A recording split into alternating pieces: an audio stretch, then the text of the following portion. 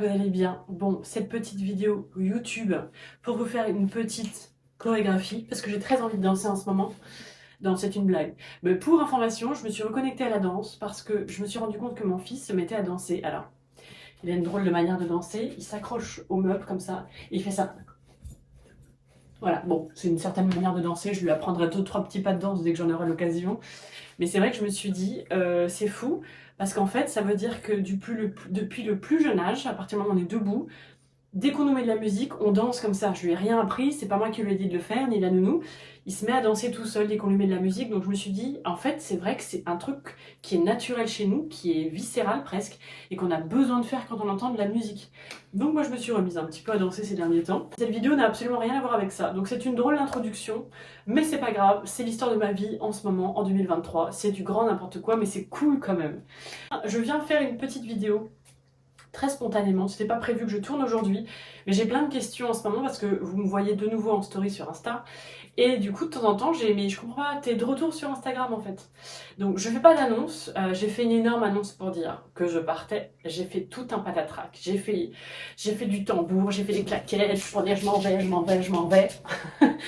J'en ai fait des caisses, hein. Horreur des au revoir. Savoir qu'autant j'aime le renouveau, autant la partie, la fin d'un truc, ça me... J'aime pas ça. J'en ai fait des caisses quand je suis partie d'Instagram. Résultat quoi, 2-3 mois plus tard, je suis de retour. Alors qu'est-ce qui se passe? Je vais tout vous dire, hein. Vous me connaissez. Ma force, c'est ma transparence dans la vie. Des fois, ça me dessert, mais je suis comme ça, c'est tout. Je suis revenue pourquoi? Parce qu'en fait, on a continué à lancer des épisodes de podcast avec mon amie Mélanie sur le podcast Up to You, que je vous encourage à aller écouter pour les femmes entrepreneurs. Donc je suis revenue parce que je voulais quand même aider à diffuser le fait qu'il y avait des nouveaux épisodes en ligne, parce que c'est du travail quand même pour nous, on fait ça avec passion, et par passion d'ailleurs, hein, parce qu'on se rémunère pas du tout avec ça, mais c'est parce qu'on adore faire ça, et je trouvais ça dommage du coup de pas partager les nouveaux épisodes quand ils étaient en ligne, notamment le merveilleux épisode qu'on a fait avec Rachel Styliste. Donc je suis revenue en juillet, j'ai du coup remis mon compte personnel, parce qu'en fait j'avais gardé l'appli parce que je travaille pour les comptes Insta de ma cliente, mais j'avais enlevé mon compte personnel, enfin mon compte Géraldine Pichenet.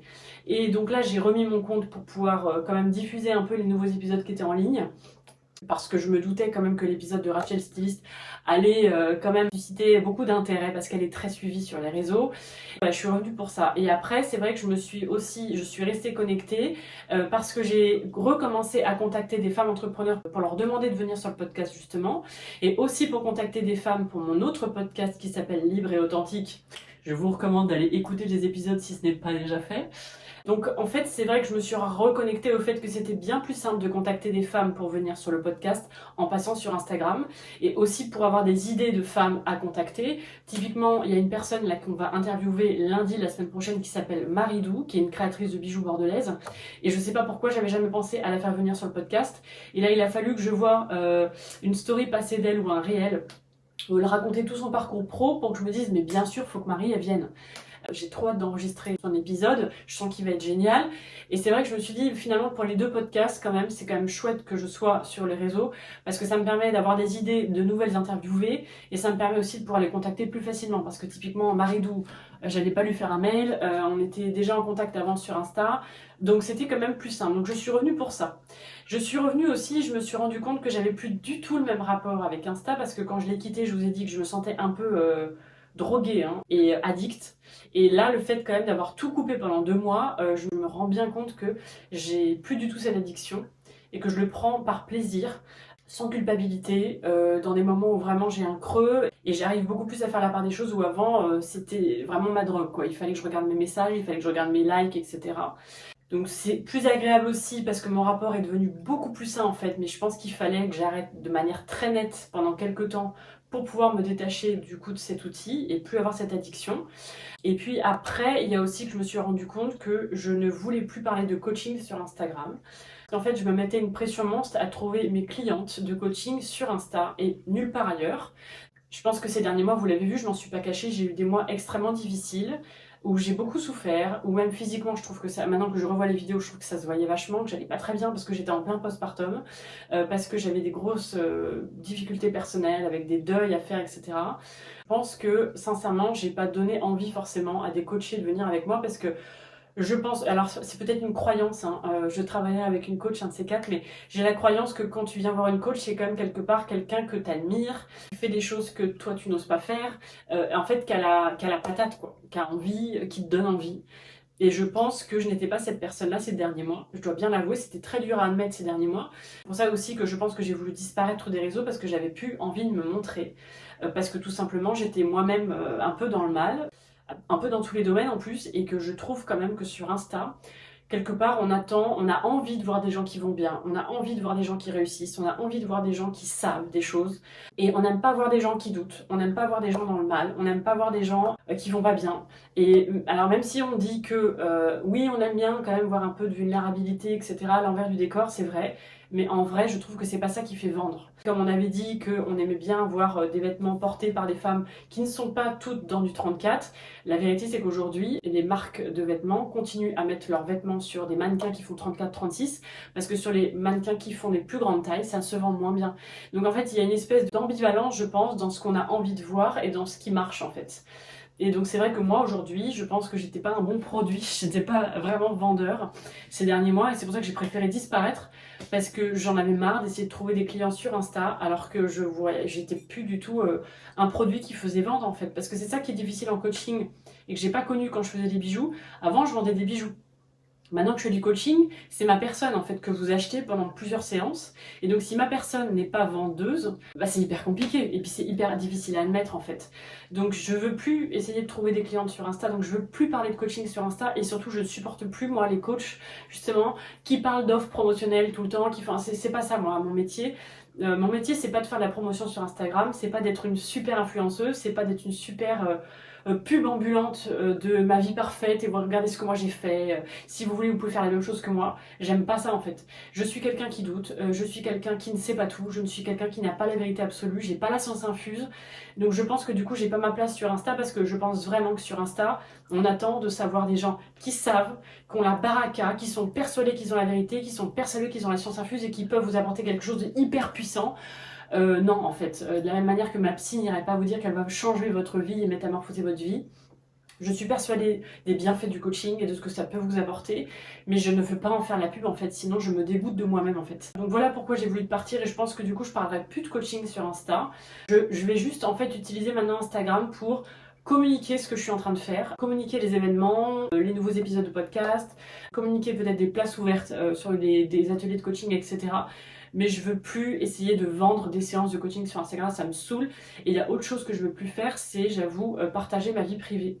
Ça m'a pas du tout dérangé de le faire en fait. Je partageais pas complètement ma vie privée, mais il y avait une partie quand même que vous connaissiez, des petits bouts de ma maison, vous connaissiez mon chéri, il passait de temps en temps devant la caméra. Je vous avais aussi montré des fois quand j'étais avec mon fils, et ça j'avoue, j'ai plus du tout envie de le montrer. Alors je pense que déjà maintenant c'est vraiment devenu mon petit jardin à moi que j'ai envie de garder. J'ai plus envie de le partager en tout cas pour l'instant. Je vis une des plus grandes parenthèses de bonheur de ma vie depuis que Léon est là, et j'avoue que j'ai envie de le garder pour moi. Et aussi il y a ce côté, et ça voilà, qui me gêne avec Instagram, de vouloir étaler son bonheur. Et je suis plus en phase avec ça non plus parce que je sais pas, je trouve ça bizarre en fait de vouloir dire regardez comme je suis heureuse, regardez avec mon chéri ce qu'il m'a offert, regardez le super resto qu'on s'est fait, regardez la super baraque qu'on a, regardez mon fils comme il est beau. C'est une manière de voir, on est d'accord que c'est la manière que j'ai de voir ça en ce moment, et ça me gêne en fait. Je suis extrêmement heureuse dans ma vie en ce moment, j'ai jamais été aussi heureuse de toute ma vie. Tous les jours avec mon chéri, on remercie la vie d'avoir cette vie-là. On remercie l'univers, on remercie nos guides, on remercie tout le monde là-haut. Tous les jours, on regarde notre vie, on se dit non mais on vit ça, c'est dingue. Mais du coup, quelque part, je suis gênée et je deviens pudique et j'ai plus envie de partager ça parce que il y a des gens qui souffrent, il y a des gens qui n'ont pas la chance d'avoir tout ce que j'ai, il y a ces femmes qui n'ont pas encore cet enfant génial, il y a des gens qui n'ont pas la chance d'avoir une maison, enfin il y a plein de choses en fait, et je suis très mal à l'aise maintenant à l'idée de partager ça, parce que je sais que ça peut créer de la jalousie parce qu'on est humain, et que moi aussi des fois quand je vois des nanas qui ont des trucs que j'ai envie d'avoir mais que je peux pas avoir, je suis jalouse, c'est humain, mais j'ai pas envie moi d'être celle qui va créer ça chez vous, j'ai pas envie d'être celle qui étale son bonheur aux yeux de tout le monde. Je pense que c'est pas forcément faire du bien aux autres que d'étaler son bonheur comme ça. Donc je suis très heureuse, je vous le dis. Mais c'est vrai que maintenant, c'est des choses que j'ai envie de garder pour moi. C'est tellement bon, c'est tellement précieux que j'ai plus envie de partager ça. Donc du coup, c'est pour ça qu'on me demande est-ce que tu reviens sur Insta. peut-être, mais du coup, plus du tout de la même manière qu'avant. Peut-être que la danse du vendredi, ça c'est le genre de truc que j'aurais peut-être envie de refaire parce que ça me fait marrer et que c'est moi. Par contre, partager voilà, des petits bouts de ma vie privée et tout, j'avoue, je crois que j'ai plus envie. Mais encore une fois, faut jamais dire jamais. J'ai plus non plus envie de parler de coaching en ce moment sur Insta. J'ai plus envie de faire de la pub, de la promo pour que vous veniez signer des coachings chez moi. J'ai plus du tout envie de faire ça. Je préfère aller trouver des clients différemment, par le bouche à oreille, par des actions locales que je mets en place, etc. Donc en fait, oui, vous me voyez bien, hein, je suis un peu de retour sur Insta, mais je n'ai pas encore la réponse de qu'est-ce que je veux partager sur Instagram. Je sais ce que je ne veux plus partager en ce moment, mais je ne sais pas ce que je veux partager du coup. J'ai pas encore. Et en fait, je dois avouer qu'en ce moment, je sais pas tout, hein. Et c'est pour ça que je suis embêtée parce que je trouve encore une fois sur Instagram, on attend des gens qui le savent, qu'ils aient une stratégie, qui disent voilà, moi je pense qu'il faut comme ci, je pense qu'il faut comme ça, là je vais faire comme ci. Moi en ce moment, je sais trop rien en fait. Et je pense que c'est certainement aussi pour ça que je me suis enlevée d'Instagram et que vous ne me voyez plus beaucoup. Je raconte plus trop ma vie parce que je suis dans une période de mutation et ça je l'ai complètement accepté. Je suis en pleine matrescence, je suis en train de changer, je pense que c'est que le début et c'est pas terminé. Ma vie s'est transformée aussi et je dois m'adapter parce que maintenant il y a un enfant qui prend beaucoup de temps, beaucoup d'énergie, beaucoup de place et qui est un grand bonheur dans ma vie. Donc il y a tout qui change et je suis sur une plaque un peu mouvante et du coup j'avoue qu'aujourd'hui il y a plein de choses, je vous dis je ne sais pas. Ma vie professionnelle en ce moment je ne peux pas vous dire où j'en suis et je ne peux pas vous dire où je serai dans 6 mois. De la même manière que je ne sais pas trop ce que je veux faire sur les réseaux, je reviens de temps en temps parce que ça me fait marrer et que encore une fois pour pouvoir aider quand même mes podcasts à se développer je suis revenue. Mais pour l'instant je ne sais pas trop quoi faire de plus sur Instagram. Voilà, en fait je dois avouer que c'est une année où je ne sais pas tout. Et c'est pour ça que je pense que je n'ai pas ma place sur Instagram en ce moment parce que encore une fois je crois, ma croyance c'est que sur Instagram on attend des gens qui savent. Ils ont une posture affirmée, ils ont une vision claire, ils ont un plan d'attaque, ils savent ce qu'ils peuvent vous proposer, ils savent ce qu'ils sont capables de faire. Et je ne suis pas du tout dans cette posture en ce moment. Peut-être qu'un jour ça reviendra et je reviendrai plus forte en mode je vais vous changer la vie, etc. Aujourd'hui c'est pas le cas.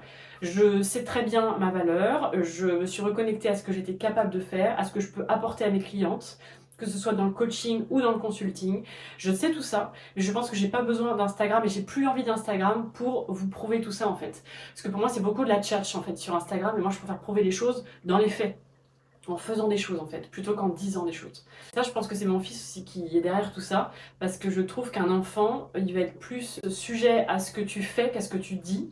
Et par exemple, si tu lui dis voilà, dans la vie je veux que tu sois généreux, c'est important d'être généreux, mais qu'il te voit toi ne pas l'être jamais dans la vie de tous les jours, bah en fait tu vas pas lui donner envie de l'être en fait. Et je pense que c'est en étant généreux que lui va se rendre compte que tu l'es, et il va devenir généreux naturellement. Bah là c'est un peu pareil en ce moment, c'est que je préfère que les gens viennent travailler avec moi naturellement parce qu'ils voient ce que je fais et ils trouvent ça cool, plutôt que en vous disant ah là là mais venez signer chez moi, je vais vous faire des promesses incroyables, etc. Voilà, donc voilà pourquoi vous me voyez un peu sur Instagram, mais pas beaucoup, que vous voyez plus les mêmes choses qu'avant non plus, qu'il y a des choses que vous verrez plus, en tout cas pour l'instant, mais à tout moment, ça peut changer. La preuve, c'est que j'avais dit que je partais définitivement d'Instagram et que je suis de nouveau de retour. Enfin, je suis vraiment dans une période où je sais pas en fait, donc c'est pour ça que je peux pas faire de, c'est pour ça que je fais pas d'annonce sur le fait que ça y est, je suis finalement de retour sur Instagram. C'est même pas que j'assume pas le fait d'être de retour, c'est que je saurais pas trop quoi vous dire. Je suis là, mais je sais pas pourquoi je suis là. Je sais pas trop ce que je viens y faire. Des fois, j'ai des choses à dire. Il y a plein de fois, j'ai rien à dire.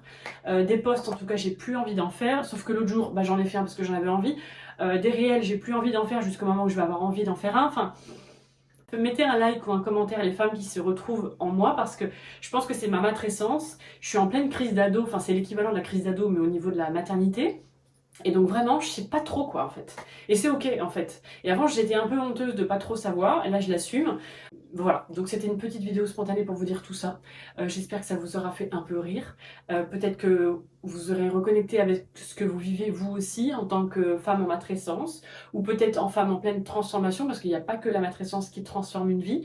Et je sais qu'on a été nombreux à subir au début, puis après accepter cette transformation qui nous tombe sur la tête cette année. C'est les énergies qui veulent ça, donc c'est ok, on accueille. Et puis si vous savez pas qui vous êtes en ce moment, c'est pas grave. Moi non plus, en ce moment, je sais pas trop. Et je sais pas non plus trop où je vais. Et en fait, c'est pas grave. Le principal, c'est que je vais bien, que je suis heureuse, que aujourd'hui ce que je fais, ça me plaît, que demain, ma journée de demain me plaît aussi beaucoup.